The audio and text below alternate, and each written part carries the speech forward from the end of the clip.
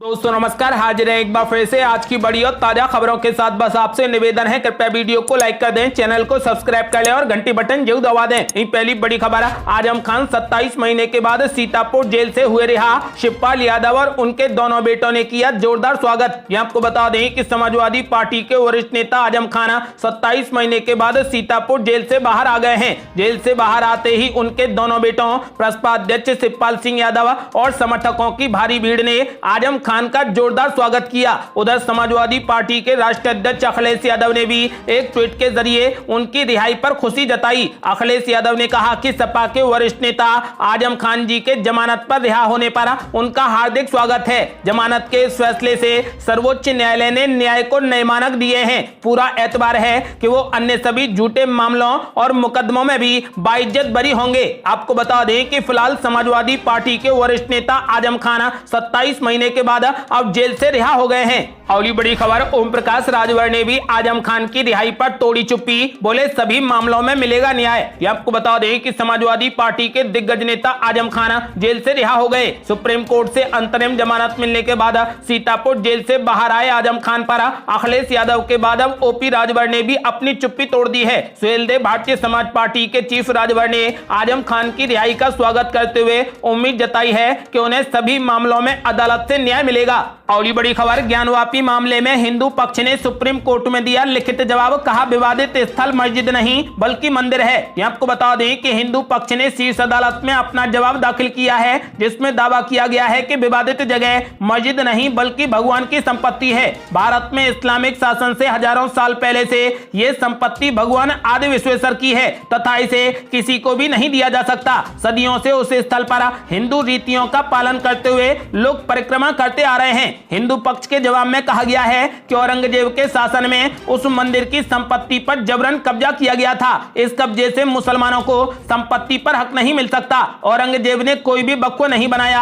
हिंदू पक्ष के वकील विष्णु शंकर जैन ने अंजुमने इंतजामिया मस्जिद वाराणसी की प्रबंधन समिति की याचिका पर सुनवाई से पूर्व ये तथ्य अदालत में पेश कर दिए हैं। जैन ने एक लिखित जवाब दाखिल कर दावा किया है कि मूल मंदिर को आंशिक रूप से ध्वस्त कर दिया गया था और शेष संरचना तथा सामग्री का उपयोग कर एक निर्माण किया गया था और उसे ज्ञानवापी मस्जिद का नाम दिया गया था।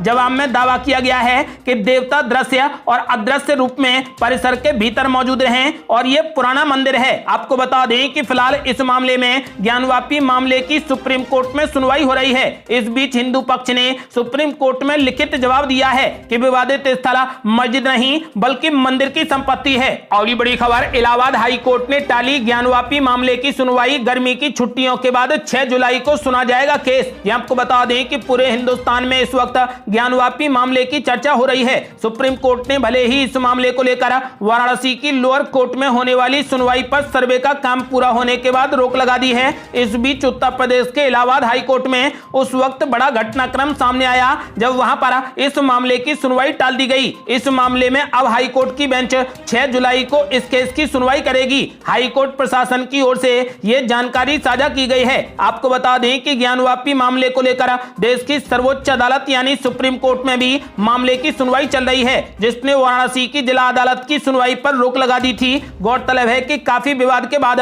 ज्ञानवापी के सर्वे का काम पूरा हुआ था, जिसके बाद हिंदू पक्ष ने बजूखाने से शिवलिंग यानी बाबा विश्वनाथ के मिलने का दावा किया है। वहीं आज जिला प्रशासन की मुस्तैदी की वजह से ज्ञानवापी मस्जिद में जुमे की नमाज के दौरान खास सावधानी और सतर्कता बरती गई। आपको बता दें कि फिलहाल इलाहाबाद हाई कोर्ट ने ज्ञानवापी मामले की सुनवाई को टाल दिया है और अब गर्मी की छुट्टियों के बाद 6 जुलाई को फिर से सुनवाई होगी।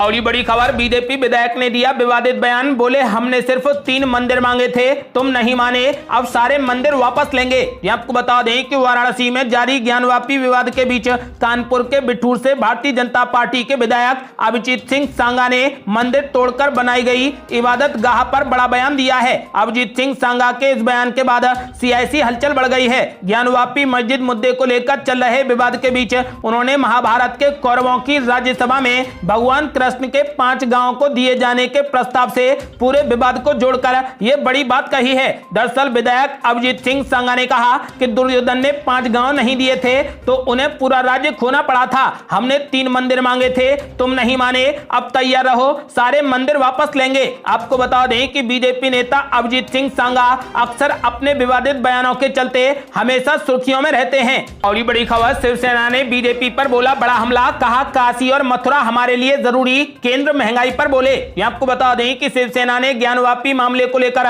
भारतीय जनता पार्टी पर निशाना साधा है। सांसद संजय राउत ने कहा कि भाजपा 2024 आम चुनावों के लिए मंदिर मस्जिद के मुद्दे को भड़का रही है। उन्होंने श्रीलंका में जारी आर्थिक संकट का जिक्र किया और कहा कि केंद्र सरकार को महंगाई के मुद्दे पर ध्यान देना चाहिए। ज्ञानवापी मस्जिद सर्वे की रिपोर्ट गुरुवार को कोर्ट में दाखिल हो चुकी है। बीते सप्ताह संजय राउत ने कहा कि राम जन्मभूमि आंदोलन के बाद और ऐसे में जब भगवान राम का मंदिर बन रहा है तो देश को स्थिरता की जरूरत है। दिल्ली में पत्रकारों से बातचीत के दौरान संजय राउत ने कहा कि मुझे लगता है कि 2024 की तैयारियां इस तरीके से की जा रही हैं कि देश में तनाव पैदा करने के लिए सभी ऐतिहासिक और धार्मिक स्थलों की खुदाई की जा रही है। उन्होंने कहा कि काशी मथुरा मंदिर शिवसेना जैसी हिंदुत्व पार्टियों के लिए जरूरी है, लेकिन केंद्र को महंगाई और अन्य मुद्दों पर बोलना चाहिए। सांसद ने कहा कि काशी मथुरा मंदिर का मुद्दा हमारे लिए जरूरी है, लेकिन दोनों पक्षों की तरफ से चुनाव लड़ने के मुद्दे पर दंगा भड़काने से बचना चाहिए। हम देख रहे हैं कि श्रीलंका में क्या हो रहा है।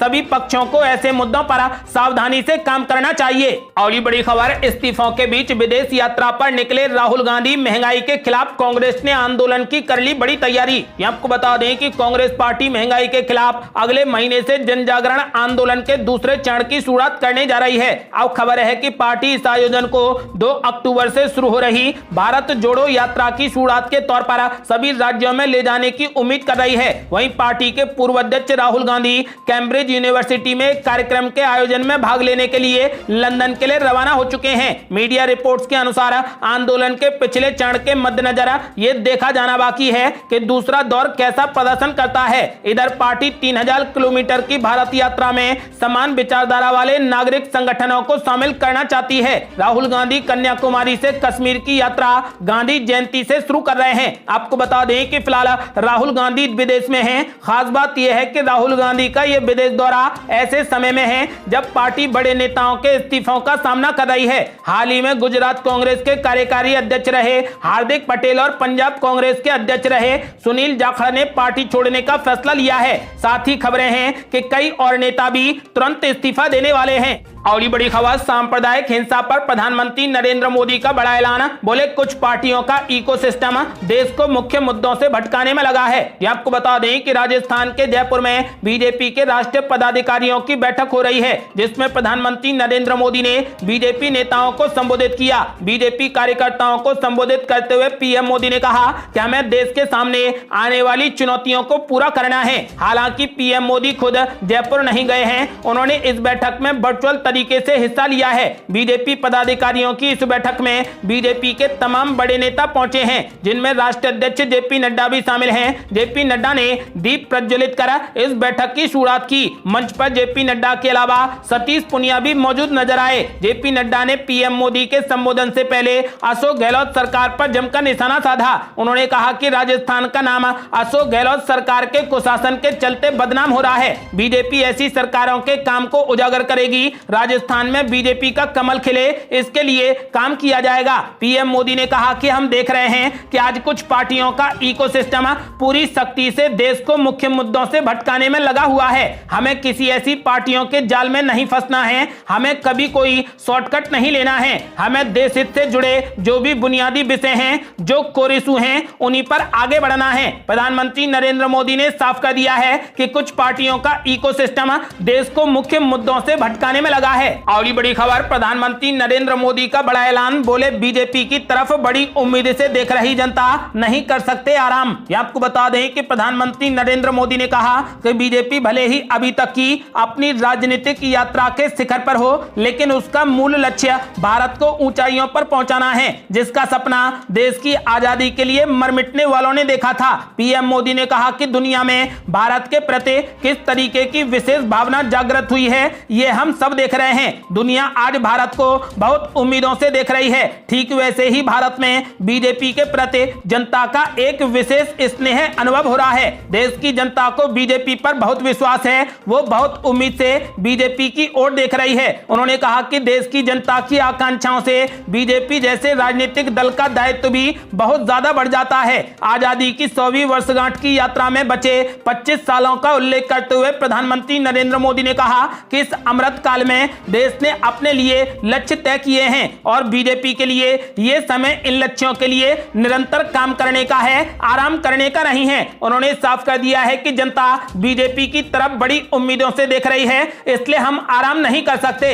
अगली बड़ी खबर, जून से सभी ट्रेनों में रेलवे मुहैया करवाएगा कंबल, चादर और तकिया। कोविड के चलते लगा दी थी रोक। आपको बता दें कि ट्रेनों में सफर करने वाले यात्रियों के लिए बड़ी अच्छी खबर है। एसी कोच में यात्रा करने वाले लोगों को अब अपने साथ चादर ले जाने की जरूरत नहीं पड़ेगी। दरअसल रेलवे जून माह से सभी ट्रेनों में कंबल, चादर और तकिया मुहैया कराने की तैयारी कर रहा है। इसके लिए रेलवे ने सभी जोनों को जल्द से जल्द ये सुविधा उपलब्ध कराने के सख्त निर्देश दे दिए हैं। मौजूदा समय में 529 जोड़ी ट्रेनों में यह सुविधा शुरू हो चुकी है, जबकि कुल 1114 जोड़ी ट्रेनों में यह सुविधा उपलब्ध करवाई जानी है। भारतीय रेलवे ने कोरोना संक्रमण रोकने के लिए ट्रेनों में तकिया, चादर, कंबल की सुविधा देनी बंद कर दी थी, लेकिन एक बार फिर से रेलवे ने इन्हें देने का फैसला किया है।